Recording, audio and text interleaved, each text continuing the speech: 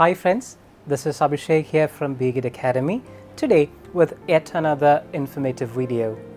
In continuation to our earlier inputs insofar as the writing module is concerned, we are here to equip you to confidently write the introduction paragraph. It goes without saying that the introduction paragraph is the face of an essay, hence it should be written with utmost care, preferably after comprehending the question. An impressive introductory sentence would be ideal. Let's look into a few examples here. For instance, if the question is about the ability to read and write, the word literacy should substitute it.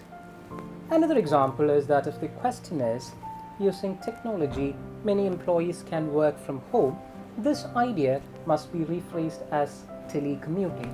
Finally, if the question says the crime rate amongst the youngsters in developed countries is on the increase, it can be shortened to juvenile delinquency.